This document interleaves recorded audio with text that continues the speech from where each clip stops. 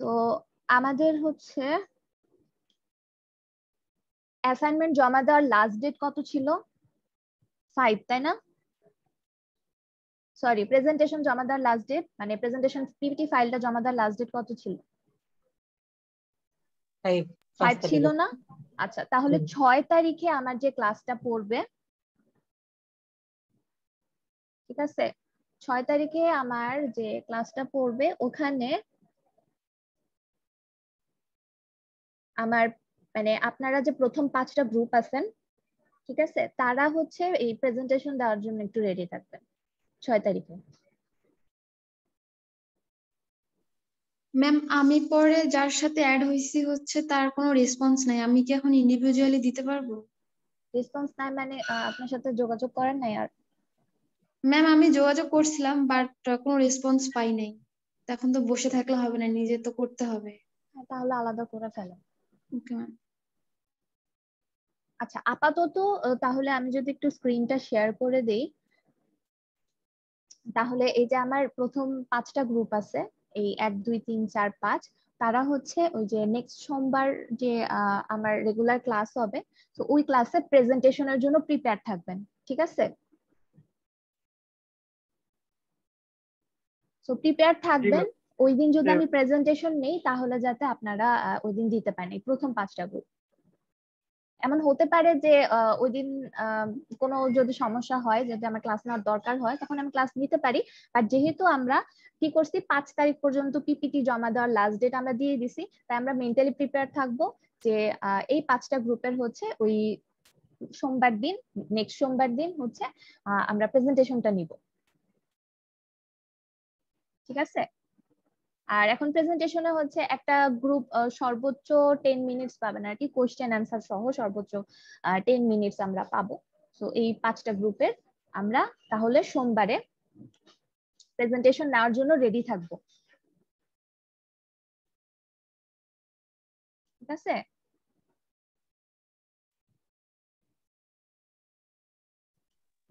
বুঝতে পারছি আমরা। সিআর যিনি আছেন উনি একটু সবাইকে একটু নোটিফাই করে দিয়েন, হ্যাঁ, যে তাদের প্রেজেন্টেশনটা যে ওই সামনের সোমবারে হবে এটা। জি ম্যাম, বলে দিন। আর হচ্ছে যদি আমার মনে হয় যে আমার ওই দিন ক্লাস নেওয়া লাগবে, তখন তো আপনাদের ওটা পিছায় যাবে, বাট মেন্টালি প্রিপেয়ার থাকবেন ওই দিনই হবে। একবার প্রিপারেশন নিয়ে রাখলে আপনাদের আর পরে যতই পিছাক তখন আর কোনো প্রবলেম আই থিংক হবে না। আগাইলে সমস্যা, পিছালে আই থিংক সমস্যা না।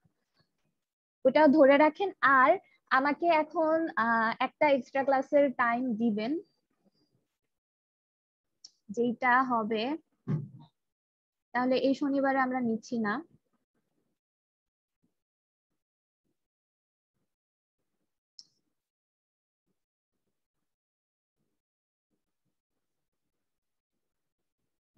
কবে নেওয়া যায় বলুন তো?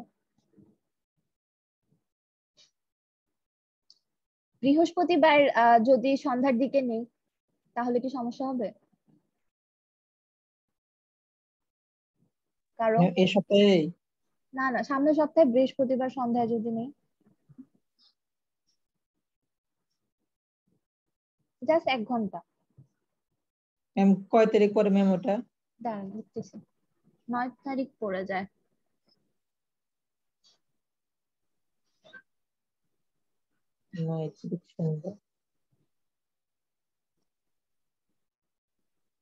বৃহস্পতিবার আপনাদের ফ্রি স্লট কোনটা?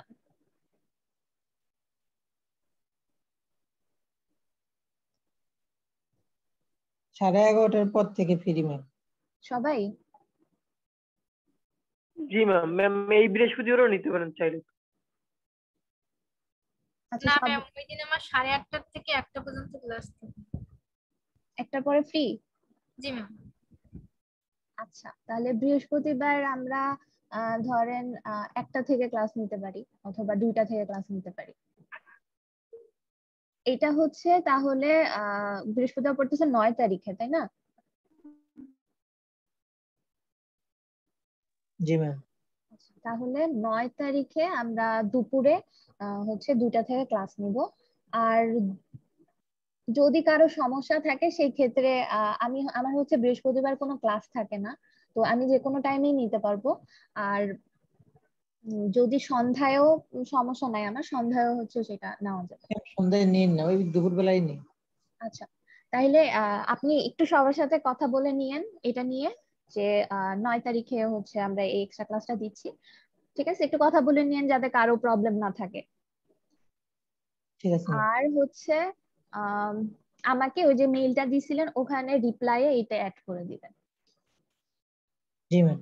আচ্ছা, তাহলে যেটা বললাম আপনি সবার সাথে একটু শেয়ার করবেন যে প্রথম যে 5টা গ্রুপ আছে আমাদের গুগল যে শীটটা দিছি সেই অনুযায়ী তারা যাতে সোমবার দিন প্রেজেন্টেশন দেওয়ার জন্য রেডি থাকে। ঠিক আছে, এখন প্রেজেন্টেশন যদি পিছায়ও তাহলে সমস্যা নাই, বাট অ্যাকচুয়ালি তারা যাতে রেডি থাকে। ম্যাম তাহলে বৃহস্পতিবারে 11টার পর নিবেন ক্লাস, এক্সট্রা ক্লাস? ওইটা 9 তারিখ 2টা থেকে, মানে বৃহস্পতিবার 2টা থেকে। ঠিক আছে, ওকে আচ্ছা ম্যাম। তাহলে আমাদের এই 24টা ক্লাস ওদিন শুধু ক্লাস নিবেন না প্রেজেন্টেশন নিবেন? আমি অ্যাকচুয়ালি আমি pause করে দিই। এখন ওকে ম্যাম। কথা হচ্ছে যেহেতু আমরা 5 তারিখে হচ্ছে জমা দেওয়ার প্রেজেন্টেশনের স্লাইড জমা দেওয়া আমার লাস্ট ডেট, তো আমার সবার কাছেই হচ্ছে অনুরোধ থাকবে যে আপনারা ইয়া করবেন, আপনাদের প্রেজেন্টেশনটা রেডি করে ফেলবেন। যেহেতু স্লাইড রেডি করে ফেলছেন সেটা প্রেজেন্ট করা খুব বড় কিছু না, তো সবাই হচ্ছে প্রিপেয়ার থাকবেন যে ম্যাডাম যদি কোনো ডেট দিয়ে দেয় ওই ডেটে যাতে আমরা দিতে পারি। ঠিক আছে,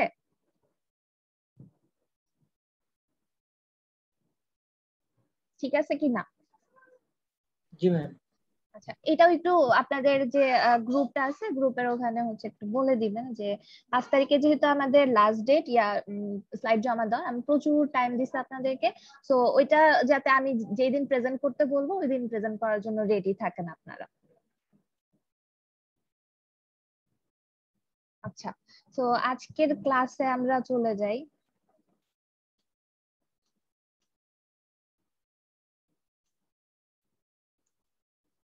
আর আপনাদের একটা CT3 অ্যাসাইনমেন্ট আমার দেওয়ার কথা, সেটা হচ্ছে আমি এই যে সেপ্টেম্বরের ফার্স্ট উইকেই দিয়ে দিব। আপনারা কি এক্সাম দিতে চান নাকি অ্যাসাইনমেন্ট? Ma'am assignment. সবাই? জি ম্যাম, অ্যাসাইনমেন্ট দিব। জি ম্যাম।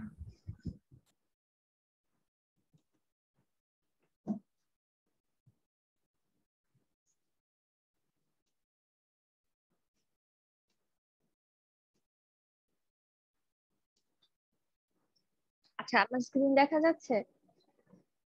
জি ম্যাম। আচ্ছা, সো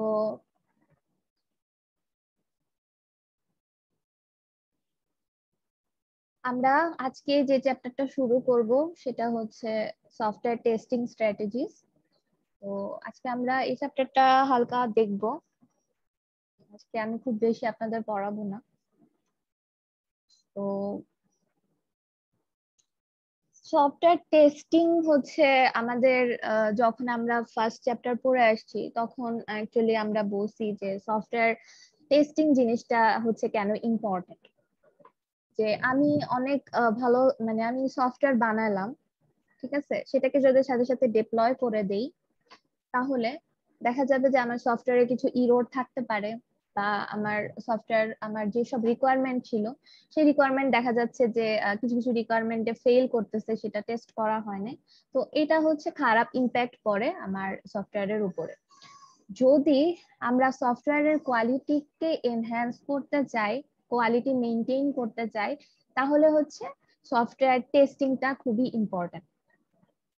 এখন আমরা ফার্স্ট চ্যাপ্টারে যখন পড়ছি তখন হয়তোবা দেখে আসছি যে কিছু কিছু জায়গায় হচ্ছে ডেভেলপিং এর চেয়ে টেস্টিং কস্ট কিন্তু অনেক বেশি থাকে।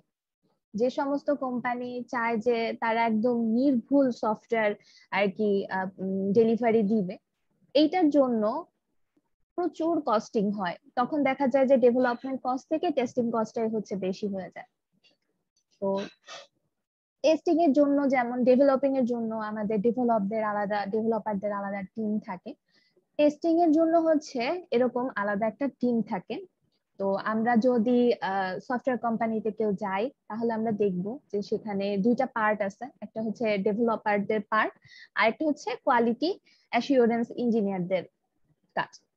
তো কোয়ালিটি অ্যাসিওরেন্স ইঞ্জিনিয়াররা কি করে, তাদের কাজই হচ্ছে সারাদিন বসে বসে এই যে আপনার ডেভেলপার আপনাকে একটা সফটওয়্যার বানায় দিবে, ঠিক আছে, সেইটাকে টেস্ট করে সেটার মধ্যে কত ধরনের ইরর আছে, দেন সেটার কোয়ালিটি চেক করা, তারপরে এটা অ্যাকচুয়ালি ধরেন যদি আমার কোয়ালিটির মধ্যে আমি এটা ধরি যে রান টাইম কেমন দিচ্ছে, বা আমি বেশি ডেটা দিলে আমার সিস্টেম ফেল করতেছে কিনা, বা অনেক বেশি টাইম লাগাইতেছে কিনা, এসব কিছু কিন্তু দেখার।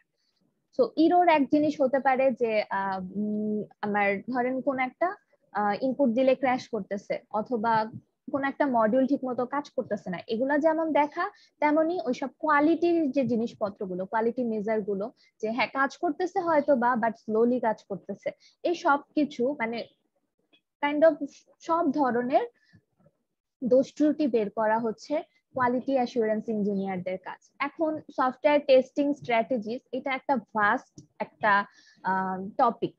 তো আমরা অ্যাকচুয়ালি যেহেতু সফটওয়্যার ইঞ্জিনিয়ারিং এর মধ্যে পড়ে আসতেছি, তাই আমরা এটা নিয়ে হালকা পাতলা আর কি দেখে যাব। সো এই যে এই টপিকটা আমরা সমারভিলের বই যদি ফলো করি অন্য সব চ্যাপ্টারের জন্য, সো এই স্লাইডটা অ্যাকচুয়ালি আমরা যদি আপনারা কেউ বই ফলো করতে চান বা বই পড়তে চান তাহলে এই যে এই বইটা থেকে হচ্ছে আপনারা এটা নেবেন, এই বইটা থেকে ফলো করবেন। তো আমি যদি নেক্সট স্লাইডে যাই, তো সফটওয়্যার টেস্টিং অ্যাকচুয়ালি যদি আমি সংজ্ঞা দিতে চাই, ডেফিনেশন দিতে চাই, তাহলে এটা ডেফিনেশন কি হবে? এখানে বলছে যে testing is the process of exercising a program with the specific intent of finding errors prior to delivery to the end user. তার মানে কি, টেস্টিং হচ্ছে একটা প্রসেস যেখানে আমরা কি করি, আমাদের কাস্টমারদের কাছে যখন ফাইনালি আমরা আমাদের প্রোডাক্টকে ডেলিভারি করব তার আগে আমরা এই যে আমাদের প্রোডাক্টটা আছে তাতে কি ধরনের ইরর আছে, কি ধরনের শর্টকামিং আছে, এই জিনিসটা হচ্ছে দেখার ট্রাই করি। সো এইটাই হচ্ছে সফটওয়্যার টেস্টিং মূলত। পরের স্লাইডে যদি যাই, তো হোয়াট টেস্টিং শোজ, তো টেস্টিং কি কি জিনিস আমাদেরকে দেখায় বা শো করে। তো এখানে ফার্স্টে যেটা দেখতেছি সেটা হচ্ছে ইররস, যে আমার প্রোগ্রামে হচ্ছে কোনো ইরর আছে কিনা। লাইক আমি একটা মডিউল চালাতে গেলাম, দেখলাম যে প্রোগ্রামটা ক্র্যাশ করলো। এরকম হয় না যে আমরা যখন নিজেরা বিল্ড করি, সফটওয়্যার বিল্ড করি, তখন দেখা যায় কি যে মাঝে মাঝে আমরা টেস্ট করতে গেলাম, এক বাটন থেকে আরেক বাটনে প্রেস করলাম, তারপরে হচ্ছে আমাদের সিস্টেমটা ক্র্যাশ করে ফেললো। এরকম হয়, মানে ভিতরে কোনো এরর আছে। এরকম এক পাথ থেকে আরেক পাথে যাওয়ার, যেমন নেভিগেশনের কথা যদি আমি চিন্তা করি, তাহলে হচ্ছে একটা বাটন ক্লিক করে আমরা মানে আমাদের ধরেন অনেকগুলো অপশন আছে, এখন এক একটা অপশন থেকে এক একটা অপশনে যাওয়ার বিভিন্ন পাথ আছে না। আমি যদি একটু দেখাই, তো এটা ধরেন আমার হোম পেজ, এখানে হচ্ছে কিছু বাটন আছে। তো এরকম কিছু বাটন আছে, বাটনে ক্লিক করলে হচ্ছে আমি এক একটা জায়গায় যাই। ধরেন এই বাটনে ক্লিক করলে আমি এই জায়গাটায় যাব, এখানে আরেক বাটন আছে, সেখানে ক্লিক করলে আমি এই জায়গায় যাব, আবার এখানে আরেক বাটন আছে, সেখানে ক্লিক করলে ধরেন আমি আরেক জায়গায় যাব। এখন এই জায়গাটায় ধরেন আরো অপশন আছে, সেখানে থেকে গিয়ে আরেকটা ধরেন পেজে যাওয়া যায়, অথবা এখানে ক্রস একটা সাইন আছে বা ব্যাক একটা সাইন আছে, যেটা দিলে আমি আবার এখানে ফিরে আসব। এরকম কিন্তু আমাদের যখন সফটওয়্যার আমরা তৈরি করি, এরকম কিন্তু মাল্টিপল পাথ ক্রিয়েট হয়, যে এখান থেকে এখানে যাওয়া যায়, এখান থেকে এখানে যাওয়া যায়, দেন এখান থেকে আবার অন্য কোন একটা পেজে আসা যায়, এরকম মাল্টিপল পাথ ক্রিয়েট হয়। তো সফটওয়্যার কোয়ালিটি অ্যাসুরেন্স ইঞ্জিনিয়ার যারা, তারা যে কাজটা করে, ফার্স্টেই তাদের যে ইম্পর্টেন্ট কাজটা, যে আপনার এক পাথ থেকে আরেক পাথে স্মুথলি যাওয়া যাচ্ছে কিনা। তো এক পাথ থেকে আরেক পাথে যদি আমি যাই, কোনো কারণে আমার সিস্টেমটা ক্র্যাশ করতেছে কিনা বা কোনো সমস্যা আছে কিনা, এই সব কিছু দেখা হচ্ছে তার একটা ফার্স্ট কাজ। তো এরকম যখন কমপ্লেক্স সফটওয়্যার হয় এরকম বহুত পাথ থাকে। তো এই পাথ গুলোর মধ্যে হচ্ছে ইরোর আছে নাকি কোথাও, যে আমার সব পাথ ঠিক মতো আমি এক্সপ্লোর করতে পারতেছি কিনা সেটা হচ্ছে দেখা হয়। এরপরে হচ্ছে রিকোয়ারমেন্টস কনফরমেন্স। তো ইরোর তো গেল, এখন ধরেন ইরোর দূর হয়ে গিয়ে আমার যত পাথ ছিল সেই পাথ গুলো ঠিক মতো কাজ করতেছে, আমি আমার সফটওয়্যারকে ঠিক মতো হচ্ছে চালাতে পারতেছি। ঠিক আছে, মানে যাই আমি বিল্ড করছি না কেন, যা ফাংশনালিটি আমি বিল্ড করছি না কেন, সেটা হচ্ছে ঠিক মতো চলতেছে, ইরোর ফ্রি হিসেবে চলতেছে। বাট এটা হলেই কিন্তু সবকিছু হয়ে যায় না, কারণ আমাকে এখন দেখতে হবে যে আমার এই যে আমার সিস্টেম মানে ইউজ যারা করবে, আমার যে ইউজার ছিল, ইউজাররা তো আমাকে ফার্স্টে একটা রিকোয়ারমেন্ট দিয়ে দিছে, তাই না? ইউজার রিকোয়ারমেন্টের মাধ্যমে আমরা এরপরে আবার কোন রিকোয়ারমেন্ট ক্রিয়েট করি বলুন তো আরো ডিটেইলে।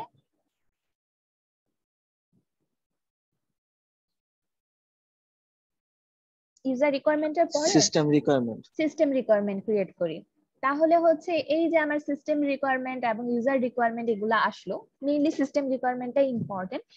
আমার ডেভেলপার যে জিনিসটা বানাইছে সেটা আমার সিস্টেম রিকোয়ারমেন্টকে ফুলফিল করতেছে কিনা, কোনো একটা সিস্টেম রিকোয়ারমেন্টকে অ্যাকচুয়ালি ফুলফিল করতেছে না, অথবা এই টাইপের জিনিসগুলো হচ্ছে দেখা, যে ইরর ফ্রি হয়তো বা আমার সফটওয়্যার আছে বাট সেটাকে অ্যাকচুয়ালি কাজ করতেছে না। ধরেন আমার সফটওয়্যারে বলা হয়েছে হচ্ছে আর রিপোর্ট জেনারেট করবে, হ্যাঁ কোন একটা নির্দিষ্ট টাইমে হচ্ছে রিপোর্ট জেনারেট করবে, এটা আমার ফাংশনালিটি। সো দেখা যাচ্ছে কি সে হচ্ছে সন্ধ্যা 7টায় রিপোর্ট জেনারেট করতেছে, অটো রিপোর্ট জেনারেট করতেছে, ঠিক আছে।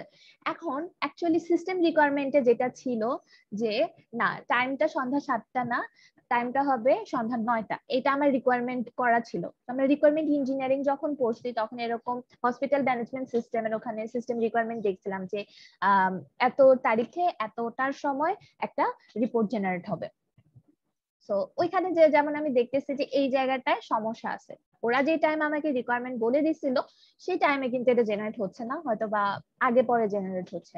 সো সেই ক্ষেত্রে কিন্তু এখানেও সে অ্যাকচুয়ালি বলবে যে তোমার সিস্টেমটাতে এই সমস্যা আছে, এটা ঠিক করো। এটা হচ্ছে রিকোয়ারমেন্ট কনফরমেন্স এর ভিতরে পড়ে, যে আমার যে সিস্টেম রিকোয়ারমেন্ট এবং ইউজার রিকোয়ারমেন্ট ছিল সেগুলা আমার ডেভেলপার যে সিস্টেম ডেভেলপ করছে, কারণ ডেভেলপাররা কিন্তু রিকোয়ারমেন্ট অ্যানালাইসিস করে না বা রিকোয়ারমেন্ট তারা বানায় না, তাদেরকে যে রিকোয়ারমেন্টের একটা শীট দিয়ে দেওয়া হবে, ধরেন সিস্টেম রিকোয়ারমেন্ট আর ইউজার রিকোয়ারমেন্টের একটা ডকুমেন্ট দিয়ে দেওয়া হবে, তারা এটার উপর ভিত্তি করে এবং তাদেরকে যে ডিজাইনটা করে দেওয়া হবে সেই ডিজাইনের উপর ভিত্তি করে অ্যাকচুয়ালি কোডিং করে সব ইমপ্লিমেন্ট করে দেয়, ঠিক আছে। এখন সো রিকোয়ারমেন্টটা ফুলফিল হচ্ছে কিনা সেটা দেখাও হচ্ছে টেস্টারদের কাজ।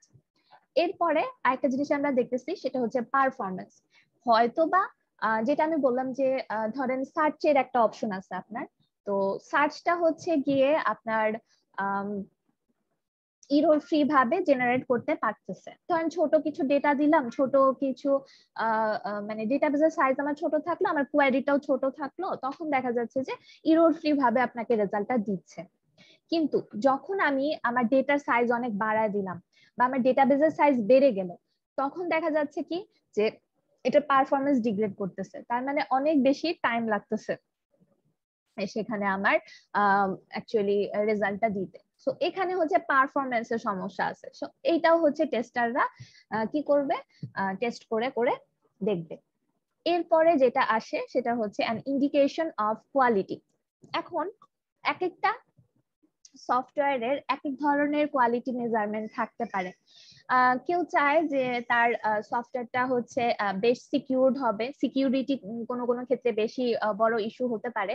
যেমন এটিএম সিস্টেমের জন্য যদি আমি দেখি তাহলে এখানে সিকিউরিটিটা হচ্ছে খুব বড় ইস্যু। কিন্তু এটিএম সিস্টেম যদি আমি দেখি এখানে সিকিউরিটি আমার সবচেয়ে বড় ইস্যু। আর অথবা আমি যদি দেখি একটা আমার হচ্ছে জাস্ট কোয়েরি সিস্টেম আর কি, ডেটাবেস থেকে কোয়েরি করে নিয়ে আসবে, দেন ওখানে অ্যাকচুয়ালি আমার যে জিনিসটা যেই কোয়ালিটিটা কোনটা বেশি ইম্পর্টেন্ট সেটা হচ্ছে বলেন তো যে সার্চ করে নিয়ে আসার ক্ষেত্রে আর সার্চ করে আমাকে রেজাল্ট দেখাবে, এক্ষেত্রে কোন কোয়ালিটিটা বেশি ইম্পর্টেন্ট আমার সফটওয়্যারের জন্য?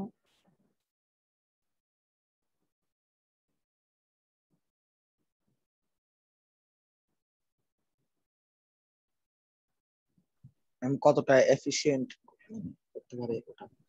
হ্যাঁ, মানে কতটা কম টাইমের মধ্যে আমাকে দিতে পারতেছে সেটা ইম্পর্টেন্ট। তো এরকম এক একটা যেখানে আমার ট্রানজাকশন কম বা এরকম সার্চের জিনিসপত্র কম, সেখানে যেখানে আমার সিকিউরিটি বেশি আর কি নেসেসারি, তো সেখানে কোয়ালিটি হিসেবে সিকিউরিটি ইউজ হবে। তো এরকম এক একটা প্রজেক্টের পার্সপেক্টিভে এক এক ধরনের কিন্তু কোয়ালিটি মেজারমেন্ট আছে। সো এসব কোয়ালিটি মেজারমেন্ট অনুযায়ী অ্যাকচুয়ালি আমার সিস্টেমটা ঠিক মতো কাজ করতেছে কিনা এই সব কিছুই হচ্ছে টেস্টার দেখবে। সো টেস্টার যখন একটা মডিউলকে টেস্ট করবে বা সফটওয়্যারকে টেস্ট করবে, এই সব কিছুই হচ্ছে তার বের করা লাগবে। তাহলে কোনো ভুল থাকলে সেই ভুলটা বের করে দেওয়া লাগবে।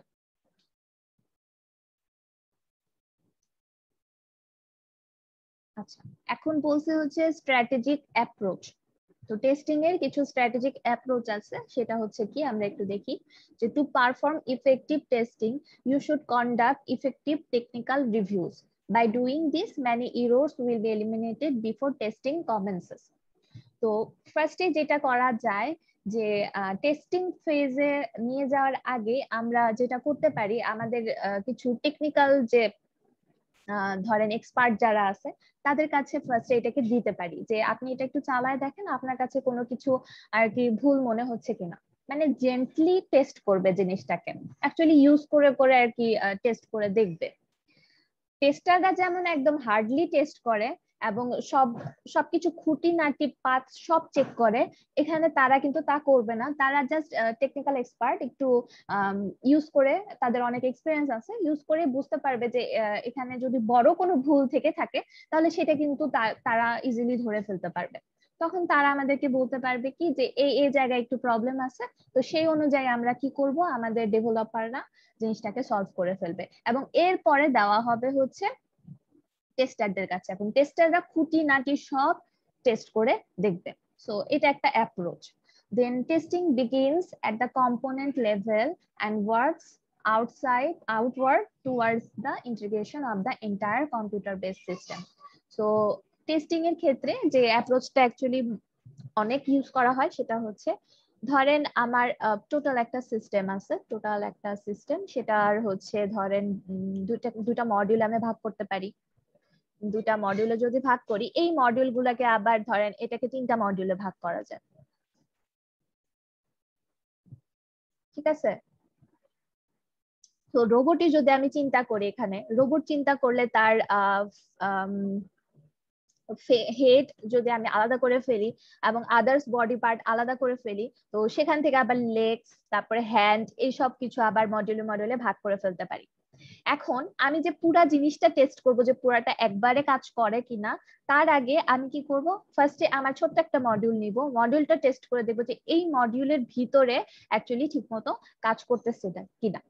তারপর যখন আমার এই ছোট কম্পোনেন্ট গুলো, এই লাস্ট লেয়ারের কম্পোনেন্ট গুলো টেস্ট করা হয়ে যাবে, তখন আমি আর কি এই লেয়ারে চলে যাব যে হ্যাঁ এই 3টা একসাথে এই কম্পোনেন্টের সাথে ঠিকভাবে কানেকশন দিচ্ছে কিনা বা কমিউনিকেট করতেছে কিনা। এভাবে আস্তে আস্তে আমি আপওয়ার্ডে চলে যাব। যখন আমার এই 2টা হয়ে যাবে তখন কিন্তু আমার এই টোটাল সিস্টেমটাকে আমি কি করতে পারবো, এক্সপ্লোর করে দেখতে পারবো যে কোনো ভুল আছে কিনা। সো এর জন্য যেটা করা হয় যে একদম শুরুতে আমি আমার একদম বটম লেভেল থেকে স্টার্ট করব, একদম ছোট মডিউল থেকে স্টার্ট করব। ধরেন রোবটের কথায় যদি আমি চিন্তা করি, আমি একদম তার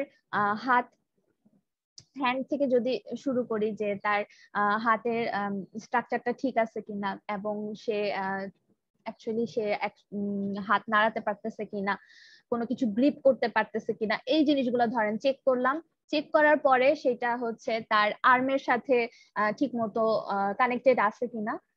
এইভাবে আস্তে ধীরে আমি যখন আরেকটা মডিউল চেক করব, ধরেন চোখ চেক করব, চোখ চেক করার সময় সে ঠিক মতো দেখতে পারতেছে কিনা, এসব কিছু হচ্ছে চেক করে এবং লাস্টে আমি দেখব যে পুরা যে আমার সিস্টেম মডিউল গুলো আছে তারা একজন আরেকজনের সাথে কানেক্টেড হয়েছে কিনা ঠিক মতো। তো তো ফার্স্ট একটা ছোট ছোট পোর্শন হচ্ছে বা ছোট ছোট মডিউল হচ্ছে আমরা টেস্ট করব এবং ইন্টিগ্রেশনের মাধ্যমে হচ্ছে পুরো সিস্টেমটাকে টেস্ট করা হবে। তো different testing techniques are appropriate for different software engineering approaches. তো বিভিন্ন সফটওয়্যার ইঞ্জিনিয়ারিং অ্যাপ্রোচেস এর জন্য হচ্ছে বিভিন্ন টেস্টিং টেকনিক আছে। ঠিক আছে, টেস্টিং টেকনিক সম্পর্কে আমরা হচ্ছে সামনে দেখব। এই স্লাইডে কিছু কম আছে, আমি হয়তো বা আপনাদেরকে আরো কিছু টেস্টিং টেকনিক হচ্ছে দেখাবো। দেন হচ্ছে testing is conducted by the developer of the group and for large project and independent test group. So যদি আমার হয় যে প্রজেক্টটা খুবই ছোট, তো ছোট প্রজেক্ট হলে ধরেন ডেভেলপারই আমার কম ছিল, তো সেখানে টেস্টের জন্য আলাদা আরেকটা গ্রুপ নিয়ে আসা তো আমার লাগে না। তো সেই ক্ষেত্রে আমি যেটা করতে পারি যে আমার ডেভেলপার যারা আছে তারাই কিন্তু অ্যাকচুয়ালি টেস্টিং এর কাজটা করতে পারে। বাট যেখানে হচ্ছে লার্জ প্রজেক্ট, যেখানে লার্জ প্রজেক্ট হলে আমার লার্জ কিন্তু পাথ থাকবে। পাথ বলতে কি বুঝাইছি, ওই যে নেভিগেশন যেটা আমি দেখাইছি। তো লার্জ প্রজেক্ট হলে প্রচুর পাথ থাকবে। এখন এই পাথ গুলো মধ্যে অ্যাকচুয়ালি কোনো সমস্যা আছে কিনা সেটা কিন্তু জাস্ট ডেভেলপাররা তো নিজেরা বিল্ড করছে, এখন তাদের মাথায় নাও থাকতে পারে। তো এর জন্য আমাকে একটা পুরা টেস্টিং টিম লাগবে। এখন বলছে যে testing and debugging are different activities, but debugging must be accommodated in any testing strategy.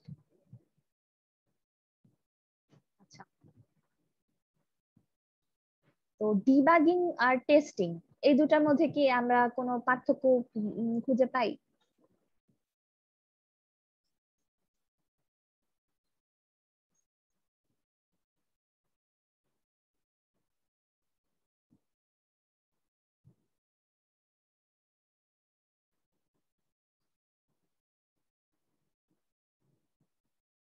Debugging ma'am error যদি ধরা পড়ে সেক্ষেত্রে আবার আমাদের এরর গুলো সঠিক করে আবার টেস্ট করা, এগুলোকে ডিবাগিং বলে।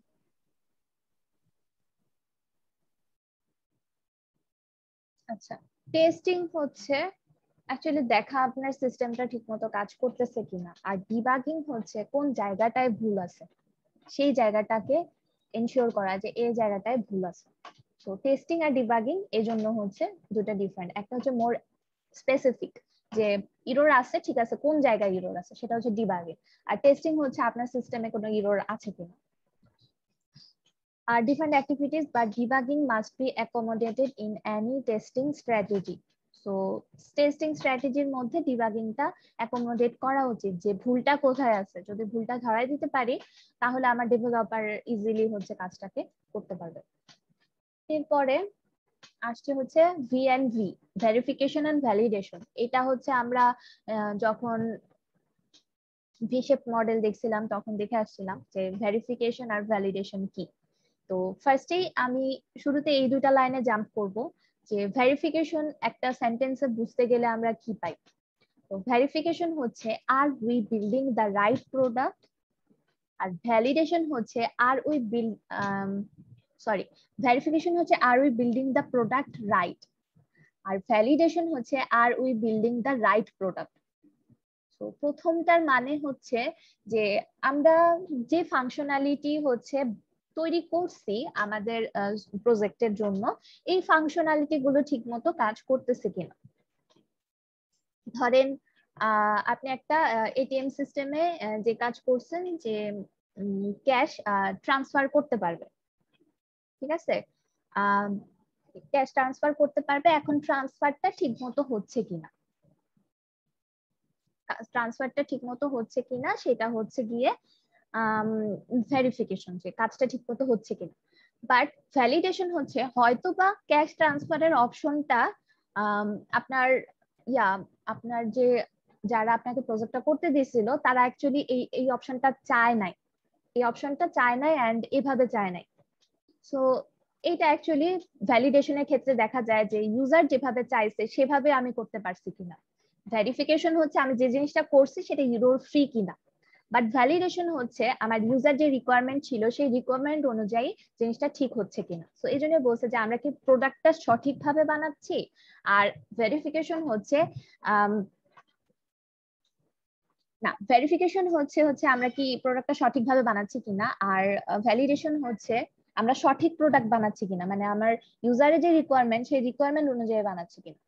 So এখানে দেখেন verification refers to set of tasks that ensure that software correctly implements a specific function. So আমার সফটওয়্যার যদি কোনো ফাংশন থাকে সেই ফাংশনটা ঠিকমতো কাজ করতেছে কিনা, এটা ভেরিফিকেশন। এবং ভ্যালিডেশন হচ্ছে refers to different set of tasks that ensure that software that has been built in traceable to customer requirements. So customer requirement মেনে চলতেছে কিনা সেটা ভ্যালিডেশন। এরপরে হচ্ছে অটোমেটেড টেস্টিং। তো অটোমেটেড টেস্টিং জিনিসটা কি? অটোমেটেড টেস্টিং এ হচ্ছে ধরেন আমি কিছু ইনপুট এবং সেটার জন্য করসপন্ডেন্ট আউটপুট হচ্ছে আমার সিস্টেমে দিয়ে দিব, এবং সিস্টেমটা রান করে সেই ইনপুট আউটপুট ম্যাচ করে দেখবে যে কাজটা হয়েছে কিনা, হয়ে সে আমাকে অ্যাকচুয়ালি আউটপুট দিবে। So whenever possible, unit testing should be automated so that tests are run and checked without manual intervention. যখনই পসিবল হবে, ঠিক আছে, তখনই হচ্ছে আমরা এই টেস্টিংটা অটোমেটেড করে দিব। আমি কিছু ডেটা দিব, সেই ডেটার সাপেক্ষে হচ্ছে আমার জিনিসটা ঠিক মতো কাজ করতেছে কিনা, সেটা হচ্ছে ঠিক মতো আউটপুট দিচ্ছে কিনা একটা নির্দিষ্ট ইনপুটের জন্য, সেটা আমি দেখবো। এবং অটোমেটেড টেস্টিং এর মধ্যে অ্যাকচুয়ালি ম্যানুয়াল কোনো ইন্টারভেনশন থাকে না মাঝখানে। তো in automated unit testing, unit testing তো আমরা বুঝছি যে ছোট একটা ইউনিট হচ্ছে আমরা নিব, সেই ইউনিটটাকে সেখানে কি ডেটা দিলে কি আউটপুট আসতে পারে সেটা হচ্ছে আমরা দেখবো।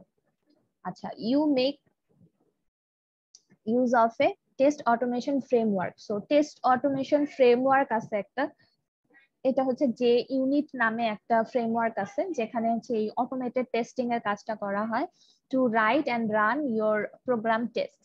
সো সেখানে আপনি হচ্ছে আপনার প্রোগ্রামটা দিয়ে দিবেন এবং আপনার যে ইনপুট গুলো আছে সেই ইনপুট গুলো দিয়ে দিবেন, এবং সেটার জন্য আপনি কি আউটপুট এক্সপেক্ট করতেছেন সেটাও দিয়ে দিবেন, এবং তারা এই টেস্টিংটা চালায় দেখবে যে প্রত্যেকটা ইনপুটের জন্য ঠিকমতো আউটপুট আসতেছে কিনা। Unit testing framework provides generic test classes that you extend to create specific test cases. They can then run all of the tests that you have implemented and report, often though from graphical user interface on the success otherwise of the tests.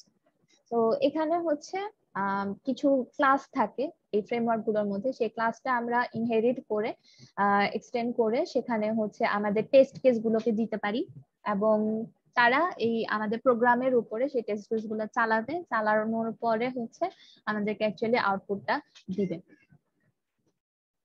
আচ্ছা, তো এখন আমরা যদি পরের স্লাইডে যাই, এই automatic টেস্টের কিছু কম্পোনেন্ট আছে। সো তিনটা কম্পোনেন্ট আছে, একটা হচ্ছে সেটআপ পার্ট, আর একটা হচ্ছে কল পার্ট, আর একটা হচ্ছে অ্যাসারশন পার্ট। তো সেটআপ পার্টে কি বলছে, where you initialize the system with test cases namely inputs and expected outputs. ধরেন আমি যদি একটু দেখাই,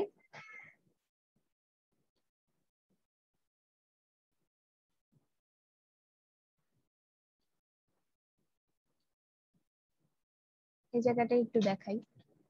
তো আমার ধরেন একটা ফাংশন আছে, ওটাকে আমি একটা মডিউল যদি চিন্তা করি যে int add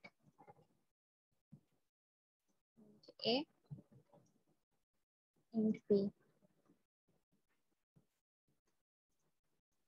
এই ফাংশনটার কাজ হচ্ছে আমার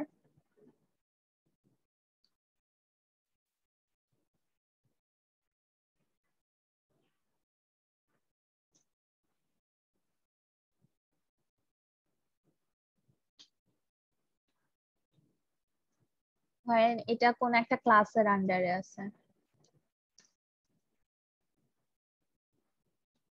এটা হচ্ছে আমার মডিউলটা। মডিউলের মধ্যে একটা ফাংশন আছে যেখানে এ বি দিলে আমাকে আউটপুট দিবে হচ্ছে a প্লাস বি।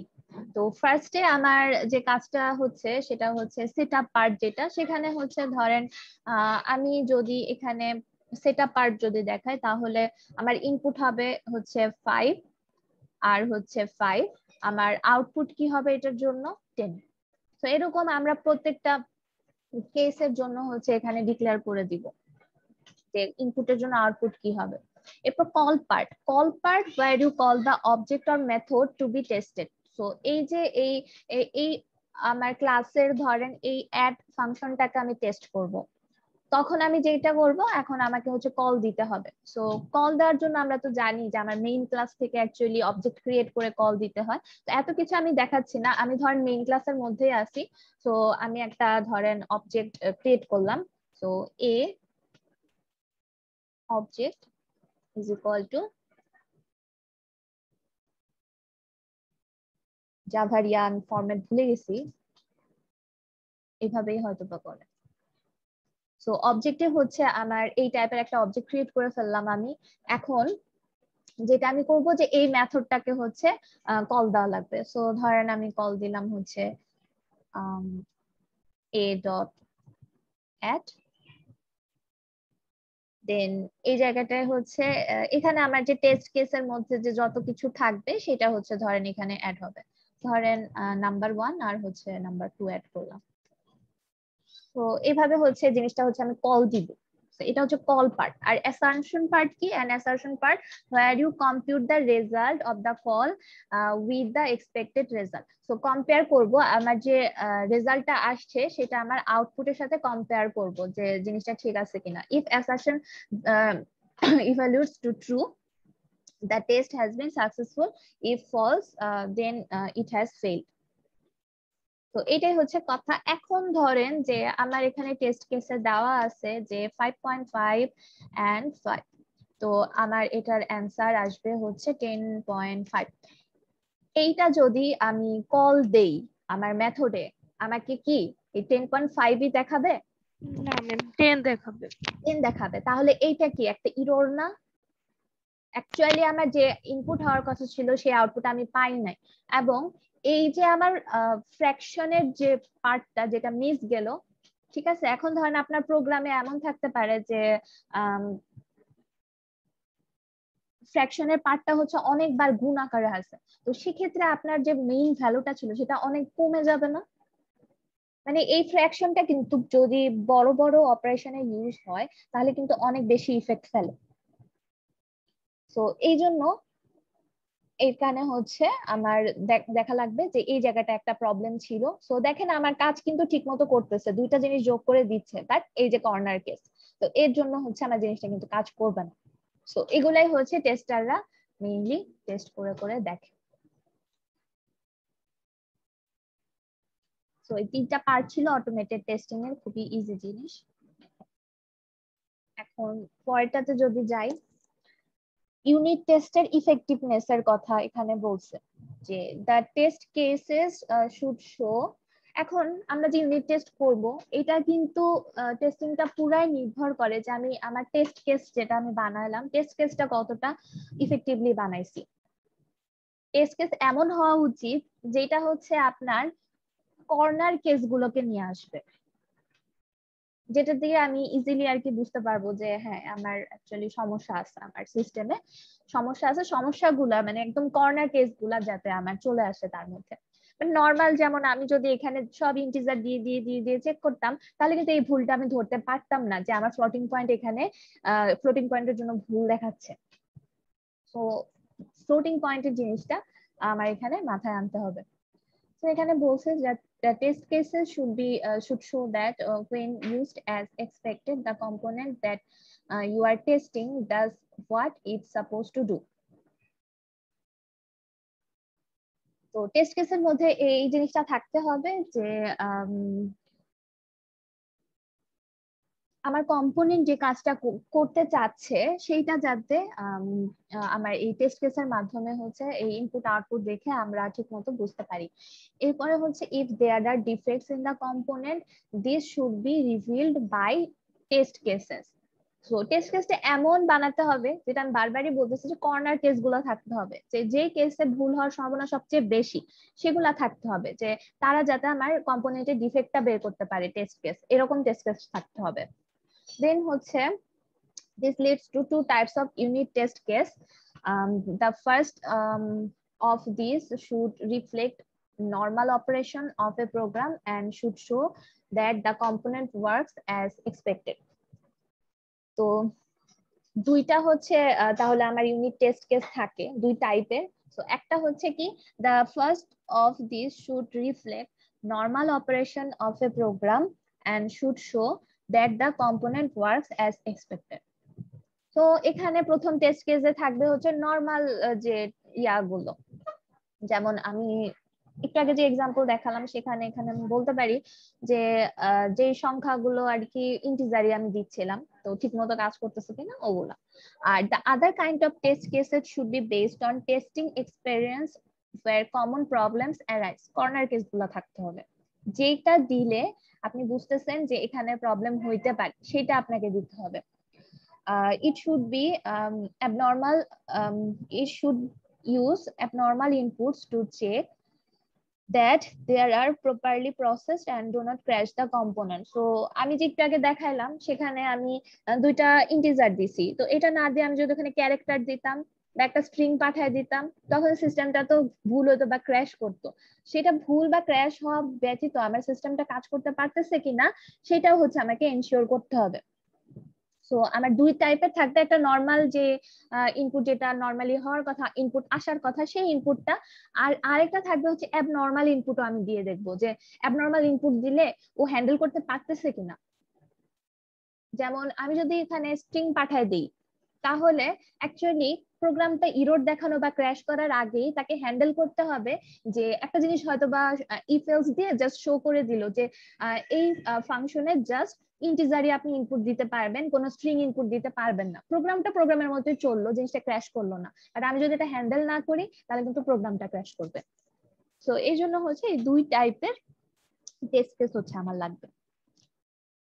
এরপরে বলছে যে হু টেস্ট দা সফটওয়্যার।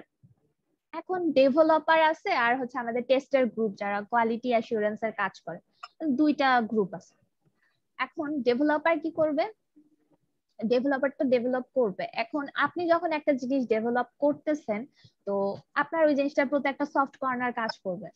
সেখানে যে ভুল আছে হয়তোবা আপনি সেটা স্বীকার করতে চাবেন না। যেমন মা বাবা যখন সন্তানের ভুল হয়তোবা খুব কমই দেখতে পায়, যেমন আবার বাইরে থেকে কেউ একজন কিন্তু এই ভুলটা বেশি দেখতে পায়, কারণ তারা খুব বেশি জাজ করে আর আপনি হচ্ছে বেশি জাজ করতেছেন না। তো আমি যখন একটা সফটওয়্যার বানাবো তখন যেহেতু আমি বানাইছি তো সেখানে আমি কি করি, আমি টেস্ট করি জেন্টলি, ঠিক আছে। ভুল থাকলেও আমি অ্যাকচুয়ালি ওইভাবে মাথায় রাখি না যে এটা ভুল হইতে পারে।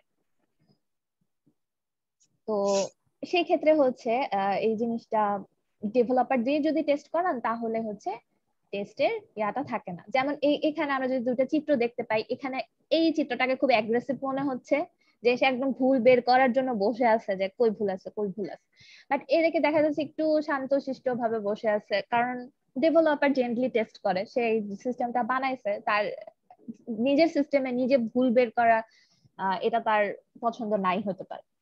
So এখানে বলছে developer understands the system but will test gently and is driven by delivery.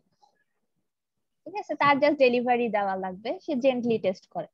R tester যারা আছে তাদেরকে কোম্পানি রাখছেই টেস্ট করার জন্য, ভুল বের করার জন্য। সো তাদের এরকম হয়ে যায়, টেস্টার যারা থাকে এখন দেখা যায় যে সবসময় ইনভেস্টিগেশনের একটা চিন্তা নিয়ে থাকতেছে, ইনভেস্টিগেশন যে এখানে ভুল থাকতে পারে, সন্দেহজনক আর কি ইয়া নিয়ে থাকে। তো ওইটাই তারা করে, তারা সব সময় ট্রাই করে যে ভুলটা বের করার। তো must learn about the system. So developer already system সম্পর্কে জানে, বাট টেস্টারের কি করতে হয়, সিস্টেম সম্পর্কে জানতে হয়।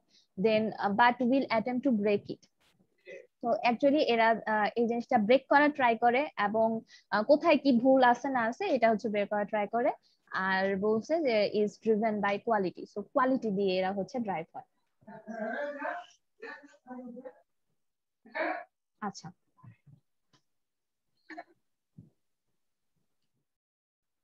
এখন যদি আমরা টেস্টিং স্ট্র্যাটেজিটা দেখি তো কয়েক ধরনের টেস্টিং স্ট্র্যাটেজি আছে।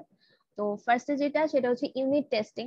তো ইউনিট টেস্টিং বলতে তো আমরা বুঝি যে ছোট একটা মডিউল নিয়ে সেই মডিউলের, বা আমরা যদি অবজেক্ট ওরিয়েন্টেড প্রোগ্রামিং ভাবি, আমার অনেকগুলা ক্লাস আছে, ছোট্ট একটা ক্লাস নিলাম, ওই ক্লাসের একটা অবজেক্ট বানায় অ্যাকচুয়ালি যে ইনপুট দিলে যে আউটপুট আসার কথা সেটা চেক করতেছি, সেটা হচ্ছে ইউনিট টেস্ট। এরপরে আসতেছে হচ্ছে ইন্টিগ্রেশন টেস্ট। তো আমার তো বিভিন্ন ক্লাসগুলা একজন আরেকজনের সাথে রিলেটেড হয়ে তারা একটা বড় মডিউল তৈরি করছে বা পুরা সিস্টেমই তৈরি করছে। তো সেই টেস্টটা হচ্ছে ইউনিট গুলো একসাথে করলে ঠিকমতো কাজ করে কিনা সেটা হচ্ছে ইন্টিগ্রেশন টেস্ট। যেমন আমি যদি রোবটের কথা চিন্তা করি, হাত ঠিকমতো নড়তেছে কিনা চড়তেছে কিনা এগুলো আমি দেখলাম, ঠিক আছে, এটা ইউনিট টেস্ট। আবার ব্রেন ঠিক মতো কাজ করতেছে কিনা ওটাও দেখলাম, ইউনিট টেস্ট। এখন যখন ইন্টিগ্রেশন টেস্ট হবে তখন আমি দেখবো যে রোবটের ব্রেন রোবটকে যে সিগন্যাল দিচ্ছে সেই সিগন্যাল অনুযায়ী ঠিক মতো হাতগুলো নড়তেছে কিনা। সেই সিগন্যাল যেটা দিচ্ছে, সিগন্যাল দিচ্ছে যে বামে হাত নাড়াইতে ও ডানে হাত নাড়াইতেছে, তাহলে তো হবে না। হাত নাড়াচ্ছে ঠিক আছে, সেটা হচ্ছে unit test. But integration test হচ্ছে ওই যে ব্রেন থেকে যে সিগন্যালটা গেছে ওই সিগন্যাল অনুযায়ী কাজ হচ্ছে কিনা, ওইটা হচ্ছে ইন্টিগ্রেশন টেস্ট আর কি। পুরো সিস্টেম একসাথে ইন্টিগ্রেট করলে ঠিকমতো কাজ করে কিনা। এরপরে আসতেছে হচ্ছে ভ্যালিডেশন টেস্ট। ভ্যালিডেশন টেস্ট বলতে কি বুঝি, ভ্যালিডেশন কি দেখছিলাম, যে যে সকল রিকোয়ারমেন্টস আছে ওগুলা ফুলফিল করে সঠিক প্রোডাক্টটা তৈরি করেছি কিনা। আচ্ছা, সো ওইটাই আমরা এখানে টেস্ট করব। দেন হচ্ছে আমার সিস্টেম টেস্ট। সিস্টেম টেস্ট হচ্ছে টোটাল সিস্টেমটা হচ্ছে আমরা দেখলাম যে পুরা মানে অ্যাজ এ হোল পুরা সিস্টেমটা ঠিকমতো কাজ করতেছে কিনা। তো সিস্টেম টেস্টের মধ্যে অ্যাকচুয়ালি সব কিছু কিন্তু চলে আসে। তো এটা দেখেন একটা রাউন্ড রাউন্ড হিসেবে দেখাইছে। তো সিস্টেম টেস্টের মধ্যে ইউনিট টেস্টও চলে আসে, ইন্টিগ্রেশন টেস্টও চলে আসে, ভ্যালিডেশন টেস্টও চলে আসে। তো পুরা সিস্টেম টেস্টের মধ্যে এই সবকিছুই আছে। তো ইউনিট টেস্ট যেটা সেটা হচ্ছে কোড জেনারেশন ফেজ, ঠিক আছে। আর ইন্টিগ্রেশন টেস্ট যেটা ডিজাইন মডেলিং, কারণ আমরা কি করি ডিজাইনের মাধ্যমে কিন্তু কম্পোনেন্ট গুলোকে একটা আরেকটার সাথে কিভাবে কানেক্টেড এসব কিন্তু আমরা ডিজাইন মডেলিং এর মাধ্যমে করি।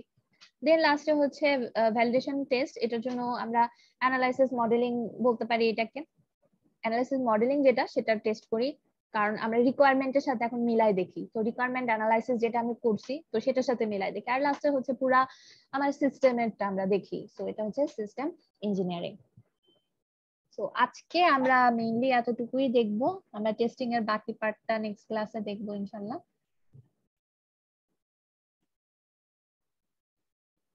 আপনাদের অ্যাটেন্ডেন্সটা নিয়ে নিন।